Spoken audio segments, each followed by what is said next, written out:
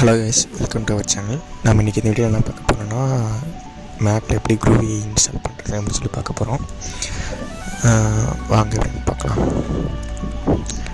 Okay, first க்ரோமில் போயிட்டு க்ரூவியோட official வெப்சைட்டோட போயிருங்க. சும்மா க்ரூவின்னு டைப் பண்ணால் அதோட அஃபிஷியல் வெப்சைட் வந்துடும். அப்புறம் இன்ஸ்டால் க்ரூவின் இருக்குல்ல, அதுக்குள்ளே போனீங்கன்னா அதோட இன்ஸ்ட்ரக்ஷன்ஸ் எல்லாம் வரும். ஸ்டேபிள் வெர்ஷன் மாதிரி அதில் இன்ஸ்டால் மேக் ஓஎஸ்ன்னு இருக்கா, அதை கிளிக் பண்ணுங்கள். மேக் ஓஎஸ் எக்ஸ்ன்னு இருக்கா அது. அப்புறம் இதில் வந்து இன்ஸ்டலேஷன் ஆஃப் மேக்ஸ் ஓஎஸ் எக்ஸ்ன்னு இருக்கா. அதில் ஹோம் ப்ரூன்னு இருக்கும்.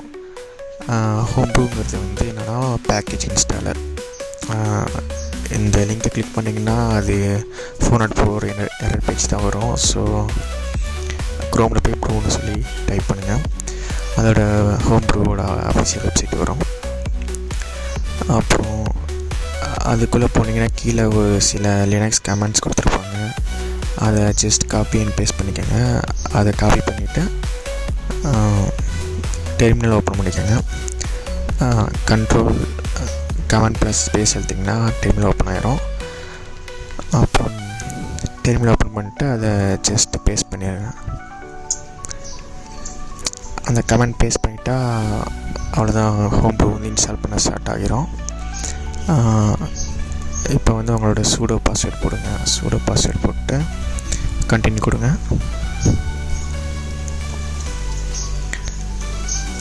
அவ்வளோதான், ஹோம் ப்ரூ வந்து நான் ஆல்ரெடி இன்ஸ்டால் பண்ணியிருந்தேன். இருந்தாலும் ஒன் டைம் இன்ஸ்டால் பண்ணி காட்டுறேன் அப்படின்னு. இது டவுன்லோட் ஆகுது.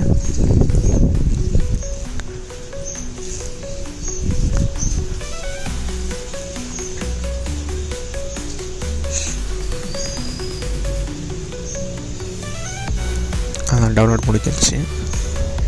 இப்போ என்னென்னா நம்ம நெக்ஸ்ட்டு க்ரூவ் இன்ஸ்டால் பண்ண போகிறோம். அதுக்கு ஜஸ்ட் சிம்பிள் தான். க்ரூ ஐஃபன் வெர்ஷன் கொடுத்திங்கன்னா ஹோம் ப்ரூ இன்ஸ்டால் ஆகிடுச்சு இல்லையான்னு சொல்லிட்டு செக் பண்ணிக்கலாம். ப்ரூ ஐஃபன் வி கொடுத்திங்கன்னா அதோட வெர்ஷன் செக் பண்ணிக்கலாம். இல்லைன்னா ப்ரூ ஐஃபன் வெர்ஷன் கொடுத்தா அதோட வெர்ஷன் செக் பண்ணிக்கலாம். இப்போ நம்ம க்ரூவ் இன்ஸ்டால் பண்ண போகிறோம்.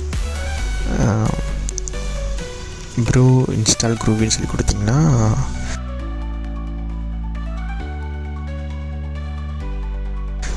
க்ரூவி இன்ஸ்டால் ஆக ஸ்டார்ட் ஆகிடும். அவ்வளோதான், கம்ப்ளீட் ஆகிடுச்சு.